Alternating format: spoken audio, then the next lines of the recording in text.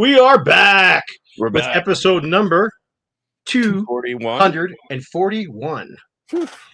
Dang, That's a lot of episodes. that's a lot of episodes. We look so huge on the screen. I know we're big. It's because it's only the two of us. Yep. Rob's not here today, and Steve is on his way to a concert. He's going to Is see he going to see KK's Priest tonight? KK's Priest and Accept. Yep. Okay. Well, you can say hello to our friend Sean Elk from, well, a million different bands. Cage and Hellstar and whatever. He's filled in for a lot of people. Good dude. Cool. So, shout outs. We got any? Why don't you go ahead and go first because you have your pick of the day. I actually do have a shout out. Tony Clem. Thanks, man.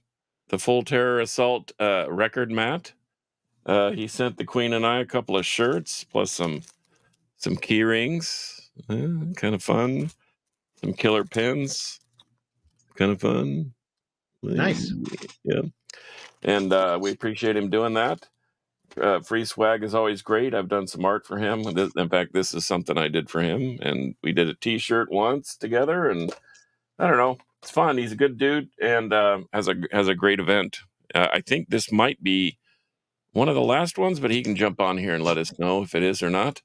But yeah, great guy. And man, it's such a production to put on something of that magnitude. It's several days long, and they had Deicide and Suffocation and the Cavalier Brothers, and man, tons of bands. But anyway, That's awesome.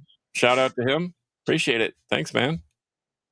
Right on. Well, I don't really have any shout outs because, well, frankly, I didn't have time to think of anything because I've been working my butt off all day long. I do have some picks of the week. Yep. You need to do your POWs. Okay. So we'll go ahead and do that. Matter of fact, right. I'm going to solo you for a second. Oh, gosh. It's all you. I'm a solo artist. Look at that. Look at that. Wow. I'm huge. Production value. Well, okay. Couple things. I found this killer David Gilmour solo album on Fame Records. It's a beautiful German pressing. And you know what? This is my pick of the week for the rock and roll side. I love the Gilmour era Pink Floyd, and I really didn't feel bad when Roger Waters left. That's just me. But this is my pick of the week, the David Gilmour first solo record. It's fantastic. Every song is great, and I really dig it. And I think everybody should have one in their collection. I do. I'm sure you do, because you know good music, as we are going to discuss today, even the most obscure. And here's my my heavy metal pick of the week.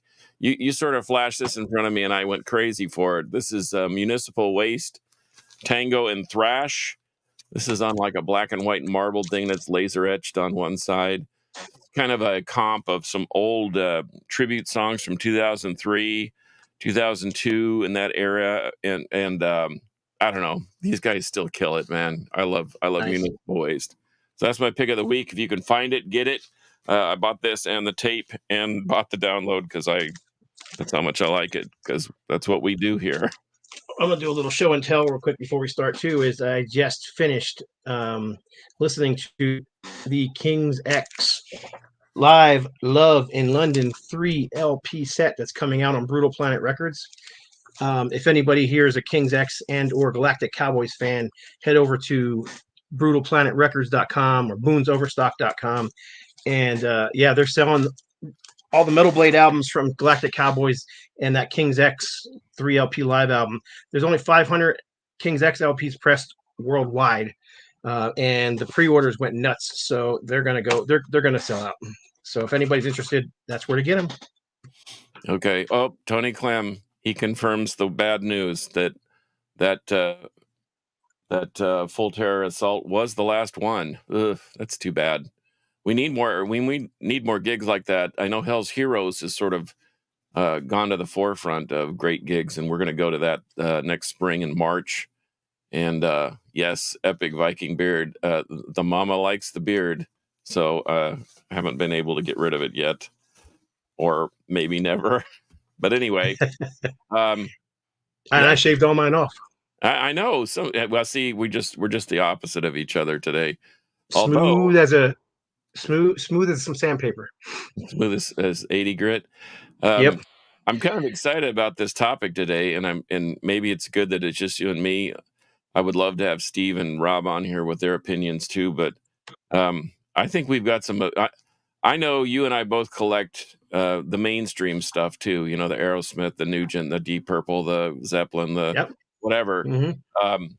But I could have kept pulling records, and I could have too. And here was my dilemma: was do I show stuff that's really really rare that nobody can get, or do I that I but I really what we're basically the topic basically is these are records that we love that most people probably don't know about. I mean, I'm not saying nobody knows about them, but a lot of people don't know about them. So, do I show stuff that's like a demo tape from a band from Yugoslavia from 1984 that no one will be able to find, or do I show stuff that isn't quite as rare, but maybe doesn't get as much love? And that's what I decided to do with my picks. So, okay. and I had a feeling you might pick some of the deeper, darker, harder to find stuff. So I You thought maybe know, that would we. honestly, there's not as much metal here. There's a lot of stuff that has metal influences, but that's the way I grew up listening to music. I listened to all the bands aforementioned: Zeppelin, Purple, Black Sabbath, of course, was at the forefront. Grand Funk, but as I pulled these are things that I really enjoy because you said something to the effect that they're records that we love as much as anything else in our collection. Right. And man, I pull some of these as often as I pull the Lonesome Crow Scorpions record, which is a monthly event. The first Grand Funk is a monthly event. Um, so the first Black Sabbath is a monthly event. I listen to it at least one time a month for some strange reason. It just started and now it's become organic and it just happens. I just make time. Um, so, and now that I've yes, I just that purchased this that's one. one that I'm actually missing. I don't have that German pressing with the purple cover, but Yeah, it's a cool cover. I kind of like it. Even though it looks almost like a disco cover, Starlight. yeah, the Mexican cover looks like that, and the Japanese cover looks like that also. I But bought it's that one and blue. this one But it's from the blue. same seller. Okay. So yeah, this is I think this is a German pressing, but it's weird because it's supposed to be like a greatest hits package, but with the exception of the boys are back in town, it's all deep cuts. Huh. I don't know how well you know Thin Lizzy, but let me Yeah, just read yeah. the track listing to you. So, track one, Boys Are Back in Town. Okay, everybody knows that song. Don't Play Around, With Love, Emerald. That's a fairly well known song, but Half Cast, Bad Reputation. That's another fairly well known track. Me and the Boys, which is a B-side track that never was released on an album. Memory Pain, Sha La La, Got to Give It Up, For Those Who Love to Live, and The Pressure Will Blow. Huh. Yeah, that It's doesn't like they sound just, very greatest hits-ish to me, but it sounds pretty cool. I it mean, is cool. Emerald and Bad Reputation are probably and the boys are back. But even Emerald is kind of a deep track, Yeah, it's a heavy especially track for too that from them. album because everybody just kept playing that same "The Boys Are Back in Town" or whatever. But anyway, Anyhow, do you want to get into it? I got one pulled. I'll go first, and then you can. yeah, go ahead. So I pulled a little bit of everything, rock, metal, but this is one that I absolutely love and adore. And every time I see copies of this, I pick it up and send it to friends because I actually played this in the background a couple of my videos one time. And every time I've played this in the background, somebody comes on and says, "What is that playing in the background? I got to get that." But this is Jimmy Hott's Beyond the Crystal Sea, and this is prog rock and a bit of a space rock sound too. It's the only album he put out. It's just fantastic, and I listen to it quite regularly. I have it on CD and vinyl, so Well, I've it was never only seen originally that. released on vinyl, but it was released on CD a few years ago as well. I've never seen that, but I would be interested because usually the ones with the cheesiest covers are some of the coolest. Yeah, I mean, side one is made up of three tracks. The first track broken up into parts. I mean, it's prog rock. It's fantastic. I don't know if you know who the metal theologian is on YouTube, Yeah, but I do. he's Yeah. got a fairly well known channel. He was one of the guys who's like, "What is that you're playing in the background?" And even he was like, "Man, that's fantastic." So Is it pretty more unknown. keyboard driven or guitar driven? Both. It's got Both. both. Yes, it's both. It's Matter of fact, Steve was one of the guys. Steve Bodine, Harmless Rebel was one of the guys I turned on to this too. I was out in Georgia digging through crates with him, and actually ran across a copy of this, and I was like, "Oh, dude, you got to buy this." And he's like, and he had it in his pile, and then he had too much stuff, so we ended up putting it back. Well, then he went back later on and bought it anyhow, and he's like, "Oh, I'm glad I bought that. Thing's great." But it's a gatefold album. It's not that expensive. It looks like it was released in 1974, but I believe it was actually released in 1980. 1980. But the sound, I mean, it's it doesn't sound well, it's 1980, so it's not digital anyhow. But Right. it's got the Hammond organ and the heavy guitars and that growly bass sound. I just added it to my list, so. Yeah, if you ever run across a copy, I every once in a while I run across copies in the used store. But anyhow, that was my when we decided to do this topic. That's the first one that came to mind. And where he says, "Where is that band from?" Fraser Dawson does.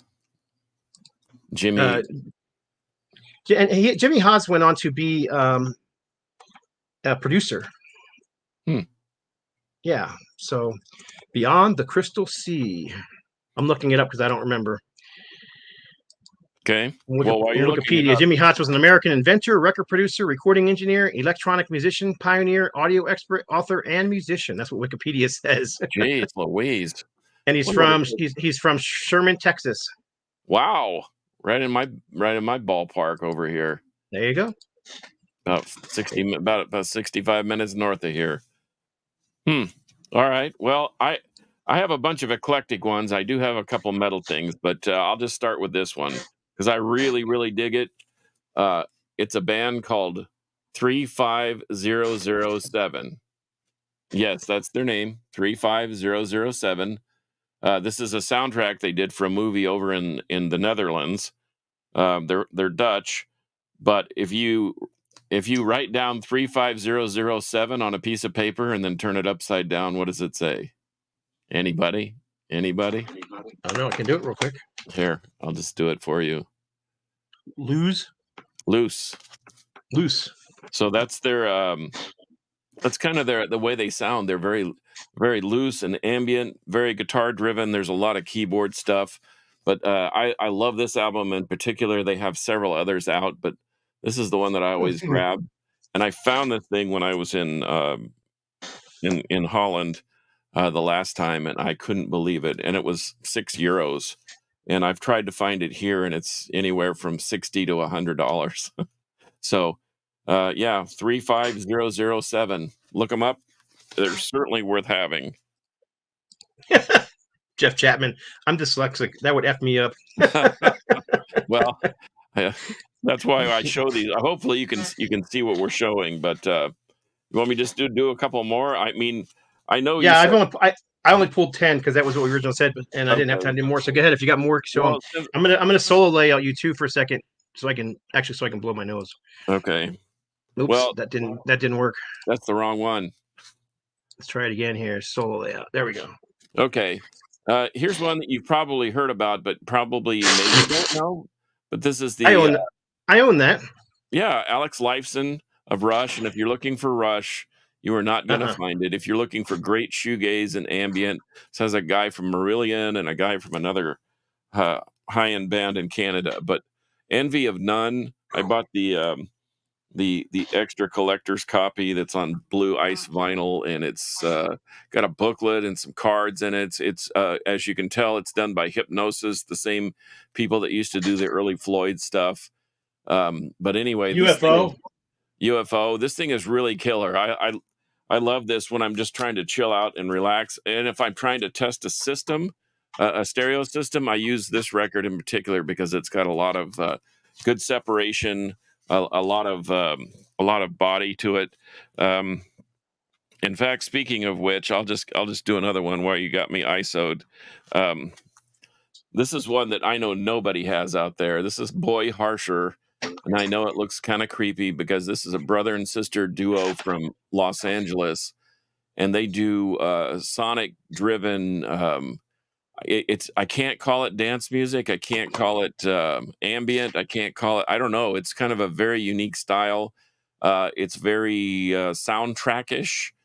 but they play their own instruments, drums, guitars, keyboards, whatever. And I saw them open for Drab Majesty, and that's another band that I pulled. And then I thought, I've got too many records, but I saw Drab Majesty actually open for Power Trip Violence and the Napalm Death once. And it was kind of a weird, eclectic deal anyway. But Boy Harsher is another one that's sort of a kind of a sweeping ambience. And I'll do one more since I got a million.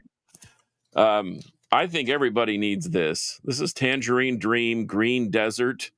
I don't even know if anybody's ever heard of Tangerine Dream. They were a trio, a German trio from the 70s that did mostly soundtrack stuff. And if you look back on their catalog, they've got 50 or so records out. But this one in particular, this is when they first started using live drums and guitar. They originally they put out a 7-inch that sounded like the Raspberries, and then they went completely off the map into just keyboard driven ambient music. And this is where they brought the guitars and the drums and bass back. But the Tangerine Dream Green Desert is just absolutely phenomenal. It's got one track, Green Desert, on one side, and then 3 tracks on the other. So you kind of get a feel for what we're doing here. But if you have a system that you're trying to test out, once again, which I have several, this is a great record for that. And so anyway, let's see. My favorite of theirs is Near Dark soundtrack. Yeah, they do a ton. They do a ton of soundtrack stuff. Sorcerer was one. I'm trying to think of the Tom Cruise, or the first Tom Cruise movie ever. They did that too. I mean, they do a ton of that stuff. But yes, they have a bunch of albums. Yeah, Firestarter with Drew Barrymore. A ton. And let's see if I have anything more in that same vein. Hey, Gary, what's up? I'll show one more. I've got one more, and that's kind of in that same vein. Go for it. Massive Attack. This is my favorite one by them. It's UK. It's kind of there's guitars and drums, but it's heavy keyboard driven. Even Sepultura did a cover of their song Angel. This is the first track on this album. You might want to check if you check out the Sepultura version and then check out this, you'll love Massive Attack for the rest of your life. But this is another one that, I mean, I say Massive Attack, nobody knows who they are, but man, these guys have put out tons of records too, and they're very, very they're not metal. Okay, I already know that it's not metal, but this is a killer record. It's great music nonetheless. Okay, Scott, you're up. I'm hogging up back. The airwaves here. Oh, no problem. I got. What do I do? I got stuff everywhere. I got more. I got more. If you're. I got plenty more here. I'm going to show a Canadian band. I'm going from prog rock to extreme death thrash metal. But Rammer, Cancer. I love Rammer. Me too. And I grabbed a bunch of their stuff to show. Here's Rammer Suffer. Now, didn't Bill, the drummer and the bass player, play in Toxic Holocaust at one time? I think I heard that. And then of course this one's bizarre because there was only 100 of these pressed. You can see the back, and they're all handmade. You can see this is just a big rubber stamp, or it's either a silk screen or a rubber stamp. I think it's silk screen, and the back is silk screened as well. And then it says Record Store Day 14, and they obviously only pressed 100 of them. Wow. So the band broke up, and this album was never released. But then for some Record Store Day, they decided to finally release it. The covers were never printed for the album. So what they did is they put in here's a sheet with all the stuff on it, the lyrics. And I think that might have been the cover they were working on for the actual album. But what they did was they had a bunch of those extra covers for this album. So they had a bunch of these extra covers. So if you look inside of here, they just folded it inside out and printed on the outside. Oh my God, yeah. That's great. So they glued it, yes, and you can actually see if you look right here, you can actually see where they pulled it apart and glued everything. You see Yeah. the glue sticking out. So this is definitely a DIY from Remmer, and I'm glad I got one. I was surprised I did because I found out about it a little late because it was only released in Canada. But I went on to Discogs and there was one copy on there. Of course, this was years ago, and I grabbed it. But yeah, these guys are superb. I mean, they're pushing the border towards death metal, but I'd call them thrash metal. But very, very good, aggressive. Thrash. Yeah. What else can you say, right? Like a death flavored thrash. So yeah. It's exactly. Yeah, it definitely pushed towards the death metal sound here and there, but I wouldn't call them death metal. But yeah, they definitely have some death metal influences. So kind of like Avenger of Blood is kind of like that too. They push towards that death metal sound, but it never really goes over the line. It kind of stays in the thrash metal. Yeah. You keep one foot on the line. And then I also pulled the this is one of their demo cassettes, Incinerator. So anyhow, yeah, it's just a band. I love that band. Obviously, I have everything they put out. I even got some 7-inch singles from them. So unfortunately, they are no longer around. But you can still get Suffer and Cancer, fairly inexpensively on Discogs and eBay and places like that. So that's my second pick of my 10. That's your second pick? Oh gosh. Yep. Well, let's see. Once again, what to do. I'll get this one out of the way because I think you'd really dig this one. I think I've mentioned it a time or two. This is a German. It's like a stoner neo. When we had that episode about what was it, neo metal or the precursor to real heavy metal. Well, yes, Orange Peel would be in that boat. Kind of keyboard driven heavy metal. Kind of like Uriah Heep meets Stevie Ray Vaughan. I don't know how else to describe it, but it's got a little bluesy element to it, but heavy, as heavy as you'll hear with the Hammond organ and two guitars, great vocals. So Orange Peel, if you can find it, this is a reissue. I know the regular pressing goes for tons of money, but this is a super quality reissue on CMP Records. And that came out about 15 years ago, and they're still around, but Discogs would be your best place to find it. Otherwise, just download it. It's worth having just for the music. In fact, I was messaging back and forth with Angry Rob McNeese down in Houston, and he was mad because all these new wave of British heavy metal 7 inches are so expensive, and that's why he'll never own it. And I'm just like, download it, man. If you want the music, just grab the music and just enjoy the music, because I'm not going to spend $700 on a single. I mean, give me a break. But Orange Peel is one of those bands you probably need, even if it's just a download, if you can't find the record or this. And I think it did come out on Metal Mind in Poland. So if you can find it, buy it. It's great. It's a great record. You won't be disappointed. And it's 70s from 72, I do believe. Nice. But shall I go again? Sure, go ahead. Switching styles again. So I've done prog rock, and then I went thrash, extreme thrash death, and now we're going to go kind of bluesy hard rock with Red Sea. And there may be some people here familiar with this band, but I'm amazed at how many people don't know this band. Here's the back cover, and it's basically the rhythm section from Badlands. Mm-hmm. So you got the drummer and bass player from Badlands, and then the singer is Robin Calabasari, who the dude just can wail. He's one of my favorite singers, especially one of my favorite unknown singers. But yeah, this it's actually been re-released. This is the re-release cover that came out, 10 years ago now. I don't know. Anyhow, many years ago. It's been released on CD several times with this cover, but the original release, I have the cassette sit here. It looked like this. Getting a bad glare. There you go. There we go. Oh, wow, that's cool. Let me take this out of here. I think, didn't that come out like 4 years ago? Did you say? There's the original cover. It's weird. I mean, because the CD you can't see the band names up here. You can barely read it. Yeah. And yeah, it's just not a great cover. Actually, I think it's upside down. It is upside down. There you go. Okay, there you go. You can see the Red Sea on the bottom. But that's the original cover. it's you can find that on CD and cassette, but all vinyl pressings, and I think it's been pressed more than one time, look like this cover here. And Yeah, I bought one from him and he signed it. It was very nice. That was Greg Chasen, yeah, and Greg Chase song. Yeah. and it's on red vinyl because it's the Red Sea, of course.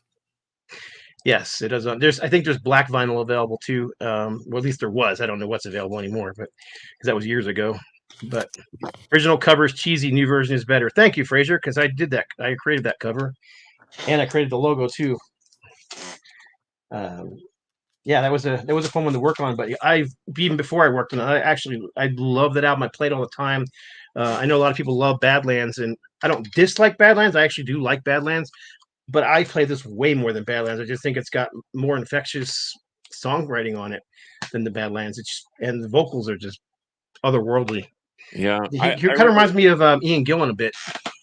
Well, and I, as much as I do like Badlands too, like you, Badlands Dusk is the less popular one. It's their third one and their last Right. one, and I like that one better than just about that. That's a top 20 record for me. But I do love the Red Sea. It's really awesome. But well, have we done any guitar-driven rock before? And have we done one of those yet? Because I've got. Ian Gillan, yeah, he definitely has an Ian Gillan sound. Go ahead, man. You're up. Okay. I'm Does going to solo anybody know layout you again real quick if I can figure out how to do it. Yeah, there you go. Okay. Does anybody know who Ellen Holdsworth is? Of course. Any wild guesses? Any wild guesses? Who did he teach how to play guitar? Name two people. Anybody? I'm looking in the comments. How about Eddie Van Halen and Joe Satriani? Wow. This was his guitar teacher, and they went on to teach Kirk Hammett and some of the others. I wish Kirk Hammett would have learned more, but I digress. This is my favorite Ellen Holdsworth. This is Metal Fatigue. It's got Chad Wackerman on it. It's an amazing who's an amazing drummer. I actually saw them in college, at my very conservative college. Of course, an instrumental band, but they were so awesome. But he's a British guitar player that invented something called the synth axe, where each guitar string was connected to the synthesizer, and it kind of had its own weird stringy kind of or a synthy kind of sound. But really, really great. This is something that I would go to on the regular. Alan Holdsworth. It's high paced. It's got a little volume to it. It's got some rock elements. On top of that, but anyway, nice. You want? Yeah, I've got. I'm just reading some of the comments. Gary Arton said, "Red Sea, the best band no one ever heard." Well, at least three of us have. Yeah, there's at least three of us. Let's see. I've got a couple other guitar-driven. Go for it. Go for it. We got time. Anybody? Elder? I've never heard that album. Cool cover though. Oh my gosh, this thing. I can listen to this thing every day. This is the Gold and Silver Sessions by Elder, and of course it's on gold vinyl. But they're a three-piece. They've added a keyboard player recently, and I dig it because it really sounds great. It sounds almost like another swampy a trio called King Buffalo. Anybody? What was the name of that Elder album? The Gold and Silver Sessions. Thanks. I wrote it down. Dude, this thing is phenomenal, and it's well crafted. The recording is unbelievable. It really is an amazing record, and I could listen to this nonstop, and not the least of which King Buffalo. If you've never heard them, you really need to find them. Longing to Be the Mountain is probably, I mean, they're all great, but this is one of my favorite. This is one of their more recent ones. And Fraser Dawson, yeah, I like your English stuff too, but there's a lot of bands out there that are great that aren't English, so that's what we're trying to do. Oh, here, he wants an English. Does he want an English band? How about this? I've been saving this for last, but I'm gonna give it to him now. Ed Wynn, that's a great album. I have that on vinyl. Dude, this thing, everyone, I try to turn people onto Osric Tentacles wherever I can. Ed Wynn is the brains and the heart and soul. He and his wife are now kind of that centerpiece there. But this thing is so heavily guitar driven, it will blow your mind how good he is. And I don't think you realize how good he is until you sit down and actually listen to him. So for all you guitar player people that want to hear something just mind bending, like the first time I ever heard Jeff Beck play or one of those things, here it is, Ed Wynn, Shimmer You know and what it kind of Glory. reminds me of, and it's just a little bit reminds me of, is the Frank Zappa "Shut Up and Play Your Guitar" sessions at times. Yeah, it's not as crazy and loco as that is. It's a little No, more organized and a little more relaxing than some of those. But you think about it, but it is very similar. And this was more of a jam session record, that Shimmer into Time. The second one that he did with Gray Vanderloo from Grace Rooms is a little more organized and a little more structured than that. But man, you cannot go wrong with those guys, and especially Ed Wynn. He's an amazing person, and he's an amazing artist. And I got one more guitar driven thing for you. Has anyone ever heard of this guy, Sturgill Simpson? the name sounds Sturgill. familiar, but I don't own that album. Okay. He's deemed country, but I've seen him open for Willie Nelson. I saw him open up for somebody else. I can't remember, but it didn't matter, because all I could remember was this guy. If Stevie Ray Vaughan did a Merle Haggard imitation, it would be Sturgill Simpson. And this thing is rock driven, guitar driven, blues and space rock. To your point, the cover is a perfect indicator of what it actually looks like, or what it actually sounds like. And I know not many of us are into country per se, and I am not into new country, but this guy's a relative newcomer in the last 10 years, but he is phenomenal. And this album in particular is absolutely amazing. It's called Meta Modern Sounds in Country Music, and there is nothing country about it. It's country because he's wearing a cowboy hat and jeans and a t-shirt. But anyway, Sturgill Simpson, can't go wrong. And I've got Right on. 1, 2, 3, 4 left. So fire away, Scott.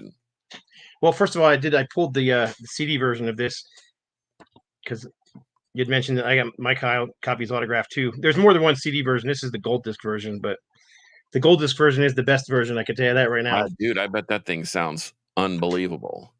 Yeah, it sounds fantastic. So, but is that another Rob Colwell special? Rob did the mastering on that. Yeah, amazing job he did on that. But since I was talking about that one, I also pulled this one out. This is the Reign of Glory album. Never heard of it. Yep. And this thing is another one. I just played it again the other day. And it actually was playing this album was what gave me the idea for this, to do this show. I was like, nobody knows this band, but they're so freaking amazing. So it's kind of a super group. So you got Jim Chafin from The Crucified, Deliverance, The Blamed. Oh, yeah. You got Robin Kyle Basari, same singer from Red Sea, singing on here. And he also sang for Die Happy. He sang in Joshua, and he sang in a few other bands. You got Roger Del Martin from Die Happy, Vengeance Rising, Mucky Pup, but he's been in a bunch of different bands. And then Nick Layton, the guitar player from Firewolf. There's the little hype sticker. That is kind of a star-studded record. And it's good. It is good. It is it's kind of similar to the Red Sea. It's not quite as bluesy. It's a little more straightforward hard rock or 80s style heavy metal that they call themselves heavy metal. By today's standards, people would probably turn their nose up to it. But the vocals, Robin Kyle on this album sounds like David Coverdale. It's amazing how great his vocals are. David Coverdale is the only thing, at times Ian Gillan, but he doesn't quite sing as high on this one as he did on this one, where you were getting those hot Ian Gillan screams. He just wails on this thing, just big lungs, just wailing. Great album. Every song on here is good. There's not a bad song on here. So, and this thing is still available. You can get it on Amazon or eBay or fairly inexpensively. But rocksrecords.com if you want to buy it direct from the label. That's the label that put it out. So and I did the artwork on this album too, and I created the band's logo and whatnot. So the horse that you see there was actually created by a friend of mine using this is several years ago before AI. So he had this animation program and he created that horse for me. And then I just put all the background stuff in there and stuff. So yeah, it came out really nice. Well, it's on my list. Reign of Glory. Yeah, it's good. It's as good as that Red Sea album. So if you like Red Sea, you'll dig it. Did I do the layout? Yes, I did the layout. Got to check out Red Sea. Yes, you do. Yep. Yes, you do. You better do it soon. Thanks, Jeff. Right on. Go ahead. Or I can show another one if you want.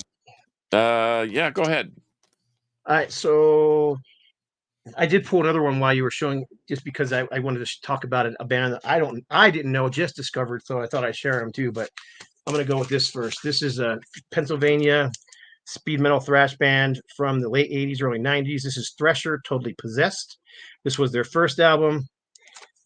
And then their second album they recorded it in 1992, but it didn't get released it got released like 20 years later. The album never got released. And it only came out on CD. And then back in 2021, in 2021, it was finally released on vinyl and on CD again. But there's a picture of the band on the back. Is it still the original band, or is it new members? Same band. It's the same guys on both, pretty much. There's a picture of the band there. That's a hype sticker, I think, down there. I always keep the hype stickers. But yeah, it's the same guys. But yeah, Pennsylvania band from late 80s. I believe this one was released in 1988 or 89. Let's see if there's a date on here somewhere. Originally released, I can't see it because the sticker's in the way. Originally released in 1989. So this one was released in 89. This one was supposed to be released in 93, but didn't get released until the 2000s. Huh. Jeff Chapman, if it's hard to get. No. And while you're showing your next record, I will find a link to it. Okay. Well, I got my doors blown one night when I went over to Henry Vasquez's house, and I don't know what we were talking about something, but anyway, he was playing this record, and I was just blown away by it. Paw, the band is Paw, P-A-W, and the album is Dragline. This is their first album, and I know if I say Seattle grunge, everyone's going to just shut the station down. But this is it was all in that same era of music, but these dudes were completely different. They were super crunchy, very heavy, down-tuned. They had some melody to them, but man, this thing is a crusher. And if you listen to it as a hard rock album, bordering on metal, then I think you'll really enjoy it. But Paw, Dragline, and it used to be nearly impossible to find, and now it's been reissued. This is actually a reissue, but from Music on Vinyl. And it sounds great. It's 180 gram, but this thing is a crusher too. I don't go to this as often as I should, and since I've rearranged my room, I've kind of rediscovered my record collection. Since I don't have 500 square feet, I have about 150 now for things. But I have lined them up and how I want to listen to them, and this is on that list, and it's coming up before the end of the month. But this thing is a crusher. If you can find it, Paw, Dragline. I find the tape all the time.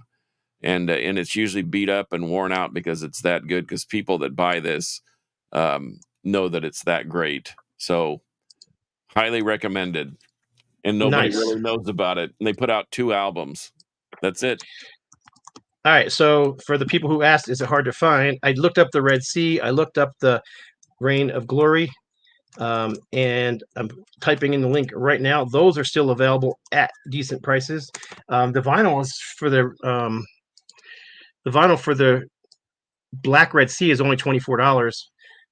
So that's not too bad of a price, considering it used to be. I think I paid $36 when it came out. But the Thresher, I just looked Discogs, eBay, and everywhere else, and the cheapest copy is $100. So Sorry. Yeah. There is one CD copy of Here I Am on Rocks Records for a normal price, like $14.99. But yeah, I just looked, and the vinyl is $100 and above everywhere. So Yikes. yeah, I had no idea. But at least you get But more than one song for yeah. $700, Mr. New Wave of British heavy metal person. All right, I still got a pile over here. Let me see what you got. Okay. I got three So left though. And what do we I got? got Look time wise. 42 minutes. yeah, all right. I'll show a few real quick, so I'll go quick. 40 minutes. This is a local band. I champion these guys all the time. I'm sure you guys seen me talking about them before, but this is the Moshketeers and the Downward Spiral. Yeah. This band, they're a thrash band, as you can kind of see by the picture. This band was around, started off as Vigilante in the early 80s, changed their name to Rapture in the mid 80s until 1989, changed their name to the Moshketeers. After they changed their name to the Moshketeers, they got flown out to California by a well-known metal label, wined and dined them, put them on playing with other bands like Testament and all these other bands they were playing with, and they were supposed to sign with this label. They got a bunch of different offers from labels. They turned all the other labels down because they were going to go with this particular label that, like I said, wined and dined them, and brought them out there and had them do all the stuff. And then at the last minute, one of the other bands on the label decided they didn't want the competition and convinced the label not to sign the Moshketeers. And so because they had already turned everybody down, they basically had nothing. So yeah, they were crushed and ended up releasing the album themselves on cassette. And then they stayed together till 1997, recorded lots of demos, never got an official album out. And then my band Ultimatum recorded a cover of one of their songs on our covers album called Lex Metalis, and we were getting tons of people. Who is that song? Who is that? Who is that? Who is it? Including the label that we recorded the album for. And I'm like, oh, it's a local band called the Moshketeers. We're big fans of them, great guys. And they're like, well, if you can get them to contact us, we'll put it out. And they finally put it out. So that's what you got here. The Moshketeers, the Downward Spiral. These songs were all recorded between written and recorded between 88 and 1990. And it was finally released on vinyl in 2022. That's when it came out on vinyl. Oh gosh. Well, you were kind enough to hook me up with the cassette, or not the cassette, the CD, and I appreciate that. Yep. And if anybody's looking for a copy on CD, I've actually got like 5 or 6 copies left. I don't mind parting with them. I don't even mind parting with them just for shipping. I won't even sell them. So just got to get a hold of me if you want one. Someone said I have the cassette. Wow. That's a relic. Nice. There you go. Nebula. I was going to pull Nebula, Fu Manchu, trying to think of the other high desert band. But yeah, those are all relatively well known. All right, here's another one that I'm going to pull so we don't get a bad glare, but obviously my copy is scribbled on. Some rude people scribbled on my copy. Just kidding, it's the band's autographs. But this is Starwood. Name of the album is If It Ain't Broke, Break It. So who the heck are Starwood? Lizzie Borden under a different name. Really? Literally Lizzie Borden under a different name. Wow. As you can see by the names on the back, it's just Lizzie Borden under a different name. And they were trying a different style, so they didn't want to put it out under Lizzie Borden. And this album is awesome. Nobody's ever heard of it, but it's freaking awesome. So what they did was if it's different, it still has that Lizzie Borden vibe to it, but they were trying to sound actually. Check this out. I'm going to open it real quick because there's a. Give me 5 seconds. Almost there. This is production value right here for people. Production value. There you go. Lizzie Borden. I thought this was the best description I've ever heard of him because I kept it because I thought it was so good. It says Lizzie Borden's Starwood are throwback to the metal, hard rock, and glam rock of the 70s and 80s. Trashy, decadent, unapologetically sleazy fun. Mixing punk with metal. Great stuff. So there you go. There you go. It's really, really well done. So, and when they say sleazy and glammy, I'm talking like T-Rex, David Bowie, that kind of glammy stuff. New York Mott the Dolls. Hoople, Mott the Hoople, that's the influence that they're going. But yet it still has that Lizzie Borden quality as well. And of course, Lizzie's vocals are unmistakable. So Right. anyhow, Starwood, I am so looking forward to this is coming out on vinyl, I think in 2025, I read. So I'm looking forward to that. And guess who's mastering it? Rob Colwell. Rob Colwell. Yeah, Yeah. Rob's getting to master the Lizzie Borden album. So that's just fantastic. Man, All we're right, getting a another lot one. of. I'll do Go another one ahead. real quick. This is a local band. I've touted these guys before. They're from Santa Fe, Savage Wisdom. Oh yeah, I have that one on a list too. And then there's this one here. This is the newest album from this year. We had tons. We had about 20 or 30 copies at No Let's Metal Records, and they sold out in a week. So I'm trying to get more from the band, but I really wish they would sign with a label. They keep putting everything out themselves, and then just nobody hears about them is the problem. So, Yeah.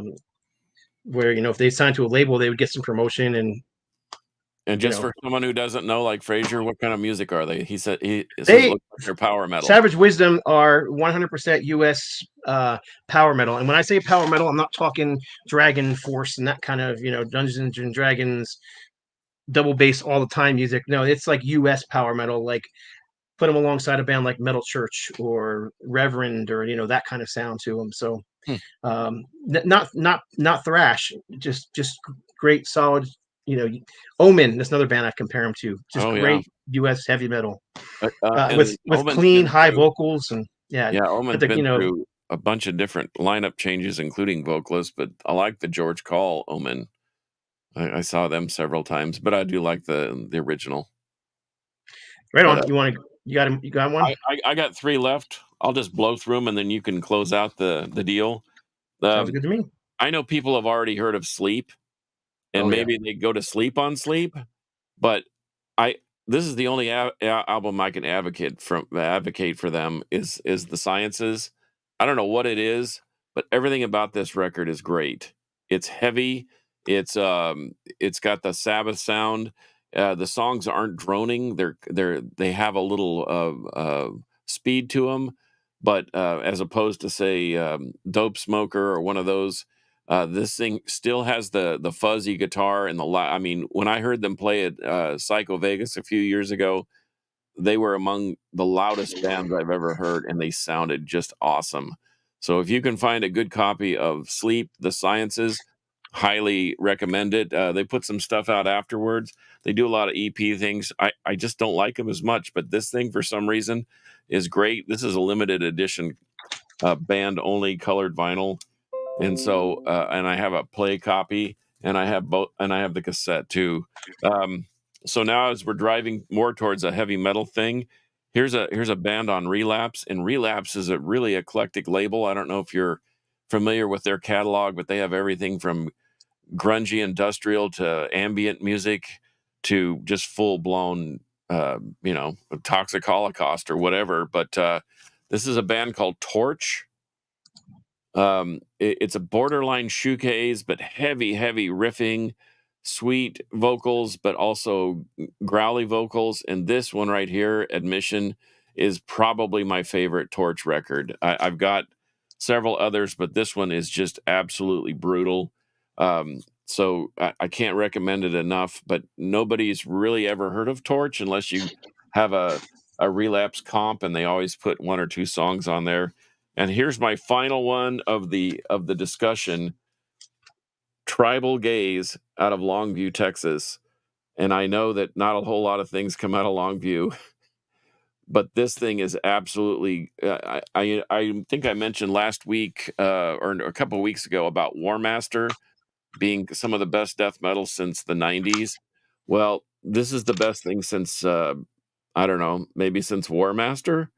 Our friends down in Houston. This thing is absolutely brutal, killer riffing, heavy breakdowns, and not in the gratuitous way like the typical, deathcore Metalcore. band, metalcore or deathcore bands. But this thing is absolutely, it's essential. I would highly recommend it. They do have a second release that's just as good, but I still like this one better.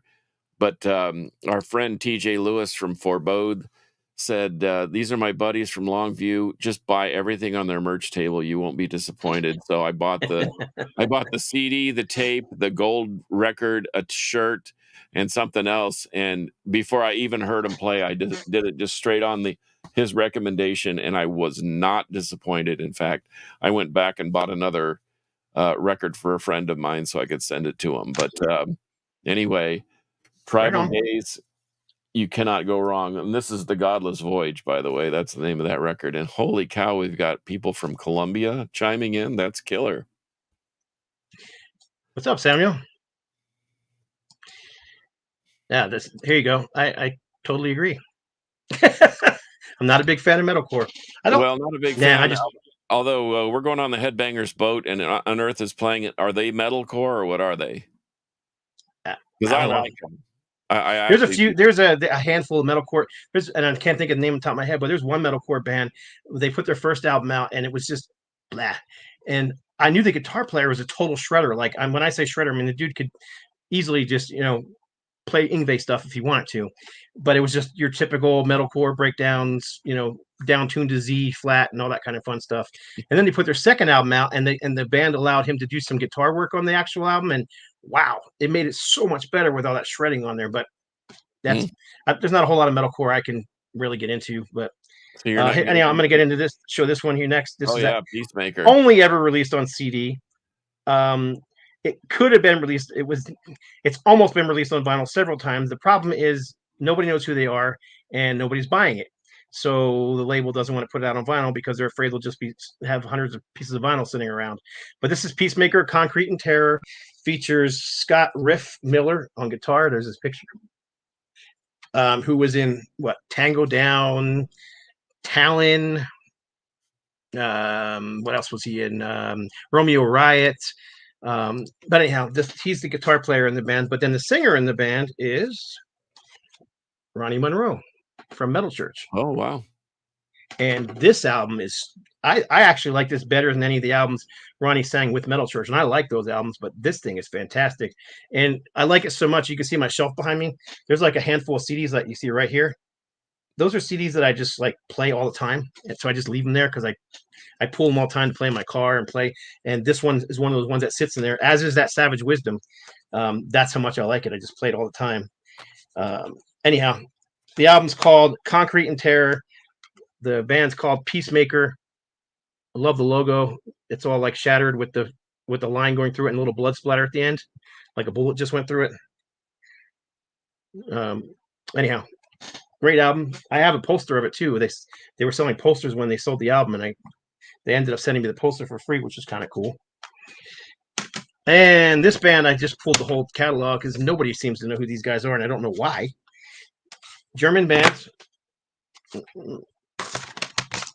Almost dropped the whole thing. Van Nuys. I got nothing. I don't know who they are. If you like Accept, you'll like Van Nuys. These guys were around in the 80s. They're still there. They put out 4 albums total. I don't think they're around anymore. The singer is Peter Dirkschneider, Udo Dirkschneider's brother. Really? And he sounds just like his brother. Little different, but same kind of raspy singing voice. Really, really good album from them. Actually, I'm going to show the other ones. They're all good. But yeah, they've got 4 albums out. This one's got a picture of the band on the back. There you go. But yeah, and then the final album, this is the final album they put out called Raw or War or whatever they want to call it. Oh, I see what they did there.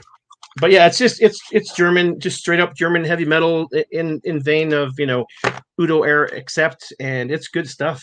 I got to meet him one time. Actually, it's funny because I was at an Accept Saxon show, and I went to the merch table for Accept. There was nobody there. Everybody was at the Saxon table. So I went over to the Accept table and to buy a couple things. And I look up and I said, I recognize you from somewhere. And I'm like, wait a minute. I said, you're Peter Dirkschneider, right? And the guy looked up and was like, what? How'd you know that? I said, yeah, man. I love Van Nuys, man. He goes, I said, any chance of Van Nuys ever coming to the United States? He goes, we can't even get out of Germany. It's funny though because yeah, he was on tour with his brother, running, doing merchant stuff for him and helping him. But yeah, all these things are on like it's distributed by SPV back in the day, but it was on very small labels that I didn't never even heard of. Long Island Records. This one came out on. Yeah, Yeah, never exactly. So even anyhow, heard of it. that's if you like German heavy metal, especially that '80s sound German heavy metal, that band is worth checking into. And then how about this one? He's got 3 albums out, and I have all 3. I just pulled the first album. This is Atomic Opera. Oh, Atomic Opera. Did they have more than one record? They have 3 albums out. I have all 3. The I'm hoping I'm hoping I'm not letting a cat out of the bag. I'm trying really hard to get the 3rd album, which is called Gospel Cola, to be put on vinyl on No That's Metal Records. But we'll see. We're working on it. But all 3 albums are fantastic. So they're produced by Sam Taylor. Of course, Sam Taylor is same guy who produced the Galactic Cowboys and King's X. He worked with ZZ Top on a lot of their '80s stuff. He's a very well-known Texas dude. Works with a lot of Texas bands, but yeah, he produced this. So now, just because I say it was produced King Dex and Galactic Cowboys doesn't mean it sounds like either one of those bands. It does not, but it is that Texas style progressive. It's more LA Guns ish, isn't it? Not really. It's very proggy stuff, especially I, this particular one. I guess I don't remember it as well enough. I kept thinking that they were more like LA Guns or something. No, definitely not that sound. It's got a bit of a groove to it, like King's X, but it's much more progressive than King's X, and nowhere near as heavy as the Galactic Cowboys. But yeah, they have 3 albums out. I got all 3. I just pulled the first album out, which I like their logo too. But yeah, I used to see that on tape all the time too. I think Frazier said that they're from Houston, or he's asking, yep. are they from Houston? I think they Yes, are. yes, they are. Mm-hmm. Yeah. Yeah, and this album is called For Madman Only. This one was I believe self-released. But I think the other albums were released on Metal Blade. I don't even see a label on here anywhere, so I bet it was like a Sam Taylor release because yeah, I don't even see a label on here. But in any case, Atomic Opera, if you're into that proggy sound like I am, then you probably dig them. Yep. And then I got one more, and this is one I pulled at the last minute because I've never heard of this band before. They've got 2 or 3 albums out, and I just discovered them the other day. The Fusion Syndicate. That record cover intrigued me, and then I read they were prog rock, so that was like okay. And then I saw they had copies on Amazon for I don't know $19.99. But let's see, the people that were played on this album are Johnny Etheridge, Helios Creed, Jerry Goodman, Angelo Moore, Marty Friedman, Brian Auger, Bobby Krieger from The Doors, Ja Wobble, Chester Thompson from he was the Genesis drummer, right. Michael Hampton, Alfonso Johnson, and Fernando Perdomo. Yeah, Alfonso Johnson was from Weather Report, and Ja Wobble is a great bass player and played with Bill Laswell. And so now I'm intrigued. What's that? I only heard the album once. I just got it. Most of the album is instrumental, and I knew you would like this. I was going to tell you about it because it's got that kind of proggy vibe, not unlike our favorite band. Would that be Osric Tentacles? Yep. That's called Beautiful what? Beautiful Horizon by the Fusion Syndicate. And like I said, they've got more than one album out, and I've only heard this one. I only heard it once. I just got it. So this is a new to me band. They do mix in a little bit of jazz influences in there. Well, half those players were from jazz fusion bands. Yeah, so there's jazz influences. There's Marty rock Friedman, influences. dude, come on, man. There's even a bit of a funk vibe on there at some points too. But when I say funk, I'm not talking like disco. I'm talking like actual funk. Like Clinton Parliament. Yeah. So Roger Troutman funk. Yeah, I can't tell you much about them, but I can tell you I liked what I heard the first time through. Love the cover art, even the insert. Look at the artwork. Dude, that's And pretty killer. you could tell it's all painted too. It's not, Like if AI art. Geiger had a kid, the kid would be painting stuff like that. Yeah, there's The Coca-Cola clear it's actually kind of a green. turquoise color. Yeah. Okay. But yeah, I've never heard of them. Anybody else? That's Nope, that's doesn't a look like it. curveball to me. I was looking dead red, and you threw me a curveball, so I'm gonna have to check them out, especially after naming all those players. Yeah, there was. So anyhow, that's a new one to me. Yeah, I agree. So Jeff said the Genesis drummer is super underrated. Yeah, he's definitely a great drummer. Solid, He man. was their touring drummer and when after Peter Gabriel left, they put Phil Collins out in the front. He was their touring drummer. So Yeah. never heard of it either. I never did. And how I found out about it was one of the labels that I work with was asking me what I thought of some band, and they said the guitar player's name, and then I was like, oh, he was what was the guitar player who was on the Megadeth's first few albums, the lead guitar player. Come on, help me out here. Kind of a jazz player himself.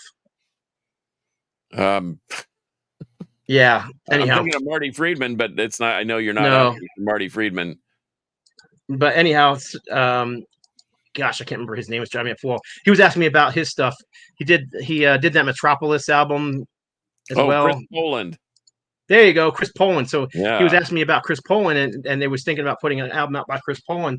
And he goes, "What do you think of his other band, the Fusion? What is it called? I forgot it already. The Fusion Syndicate." I'm like, that's his other band. So I started looking him up, and I've never even heard of him before. He's not on any of those albums, so maybe he's going to be on an upcoming album.